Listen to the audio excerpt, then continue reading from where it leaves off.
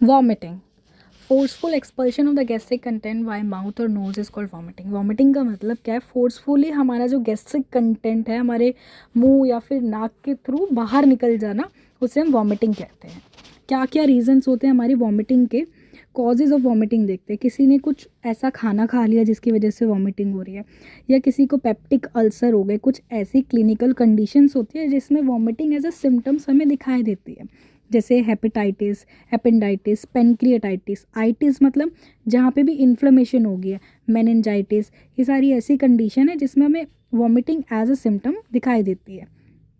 और रीजंस है, अगर स्टोन हो गया है, रीनल कैलकुलस हो गया है, या फिर यूरिया का लेवल हमारी बॉडी में बढ़ गया है, इंटेस्टाइनल ऑब्स्ट्रक्शन हो गया, इंटेस्टाइन में प्रॉब्लम आ रही है, माइग्रेन में भी हमें एज अ सिम्टम दिखती है वॉमिटिंग, ब्रेन में हेमरेज हो गया या ट्यूमर हो गया, हार्ट अटैक है, या फिर प्रेग्नेंट जो लेडीज़ होती है उनमें मॉर्निंग सिकनेस के टाइम पे दिखता है वॉमिटिंग, नॉर्मल सिम्टम है। मोशन सिकनेस के टाइम पे, या फिर किसी ने कोई गंदा खाना देख लिया या उसकी स्मेल कर ली, या किसी को डर लग रहा है या कुछ सोच रहा है ऐसे गंदी चीज़ के बारे में, लाइक कुछ जो उसे नहीं पसंद है, तो वो सारे फिजियोलॉजिकल रीजंस हो जाते हैं हमारे वॉमिटिंग के। अब देखते हैं मैकेनिज्म क्या है हमारी वॉमिटिंग का। हमारा जो ब्रेन है उसमें मेडुला ऑब्लोंगेटा प्रेजेंट होता है, यहाँ पे हमारा वॉमिटिंग का सेंटर प्रेजेंट है। अब जहाँ जहाँ से भी मेडुला ऑब्लोंगेटा के पास सिग्नल आएंगे वो लेके जाएंगे हमारे स्टमक के पास, वेगस नर्व के पास, और फिर वहाँ से सब कुछ एक्सपेल्ड आउट हो जाएगा हमारे माउथ के थ्रू। होगा कैसे? हमारा जो ईसोफेगस है नीचे वाली साइड का, यहाँ से ये ओपन हो जाएगा और सब कुछ एक्सपेल्ड आउट हो जाएगा। अब कहाँ कहाँ से यहाँ पे सिग्नल आते हैं? सेरिब्रल कॉर्टेक्स, ऐसा एरिया जहाँ पे हम सोच रहे होते हैं, कुछ गंदे खाने के बारे में अगर हमने सोच लिया तो ये लेके जाएगा सिग्नल मेडुला ऑब्लोंगेटा के पास, मेडुला के पास, और वहाँ पे जो H1M रिसेप्टर है, H मतलब हिस्टामिन और M है म्यूसिरेनिक रिसेप्टर, ये रिसेप्टर जाएगा स्टमक के पास और वॉमिट आउट हो जाएगा। NTS मतलब न्यूक्लियस ऑफ ट्रैक्टस सॉलिटेरियस, अगर हम हमारे माउथ में फिंगर करके और ग्लोसोफेरेंजियल नर्व को इरिटेट करके NTS रिसेप्टर के पास लेके जाएगा, और मेडुला के पास NTS गया, फिर वो स्टमक के पास गया और वॉमिट आउट हो जाएगी। थर्ड रीज़न, अगर कोई ट्रैवल कर रहा है पहाड़ों में, वहाँ पे वेस्टिबुलर नर्व जो है ये इरिटेट हो जाती है, और H1 और म्यूसिनिक R रिसेप्टर हमारा काम करता है और मेडुला के पास ये लेके जाएगा और वॉमिट आउट हो जाएगी। या फिर हमारा जो ब्रेन है, वहाँ पे ट्यूमर बन गया है, तो वहाँ की जो आसपास की नर्व है वो कंप्रेस हो जाएंगी उस ट्यूमर की वजह से। अब ये हमारी कंप्रेस हो गई, डायलेट नहीं, कंप्रेस हो गई, तो हमारा वेस्टिबुलर न्यूक्लियस के पास लेके जाएगी और वहाँ से वॉमिट आउट हो जाएगा। ब्रेन में एक रीज़न हो गया। और CTS मतलब ऐसा कोई हमने ड्रग दिया बंदे को कि उसे वॉमिट आउट हमें कराना है, जैसे मदन फल वगैरह हमने दे दिया कि हम चाहते हैं कि इंड्यूस्ड वॉमिटिंग हो जाए, तो हमारा जो CTS है वो ट्रिगर हो जाएगा और मेडुला के पास बात जाएगी और वहाँ से स्टमक से सब कुछ वॉमिट आउट हो जाएगा। ये पूरा मैकेनिज्म है। और वॉमिटिंग का प्रोसेस होता क्या है इसमें? सबसे पहले होती है सलाइवेशन। सलाइवेशन, एक्सेसिव सलाइवेशन होगी, और पाइलोरिक स्पिंचर मतलब हमारा जो ये स्टमक है, इसमें जो नीचे वाला है हमारा ये बंद हो जाएगा और ऊपर वाला ओपन हो जाएगा, क्योंकि हमें अभी बाहर निकालना है सब कुछ।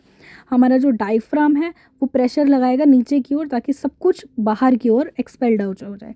एब्डोमिनल मसल जो है वो कॉन्ट्रैक्ट होने लग जाएगी। एपिग्लॉटिस जो है हमारा बंद हो जाएगा ताकि जो वॉमिटिंग है हमारी वो ट्रैकिया में ना चली जाए और वॉमिट आउट हो जाएगी। कौन कौन से ड्रग दिए जाते हैं?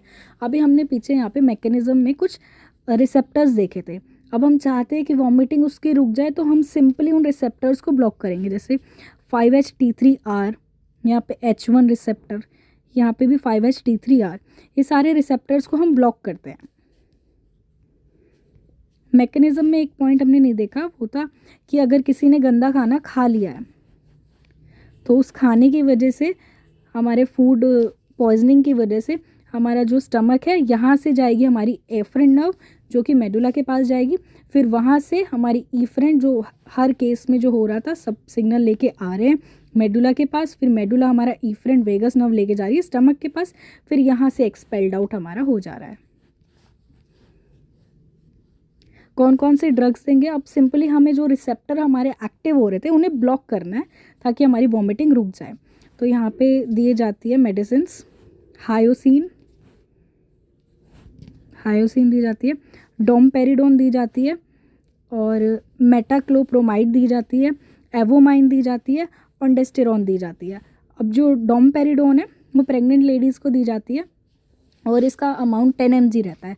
अगर प्रेग्नेंट लेडीज़ में हमें मिल्क के प्रोडक्शन को इंक्रीज़ कराना है तो हम उसकी डोज थोड़ी बढ़ा देते हैं, 20 mg देते हैं। ये हमें बीडी मतलब दिन में 2 बार देनी है हायोसिन। यह हमारे वेस्टिबुलर न्यूक्लियस जब हमारा एक्टिव होता है उन केसेस में दी जाती है जब पहाड़ों पे जाते हैं। डोमपेरिडोन में हमारा CTZ और प्रेग्नेंट लेडीज़ मेटाक्लोप्रोमाइड ये सब उन्हें दी जाती है। ये रहे मेडिसिन के नाम। अब क्या क्या हमारे कॉम्प्लिकेशंस हमें देखने को मिलते हैं वॉमिटिंग में।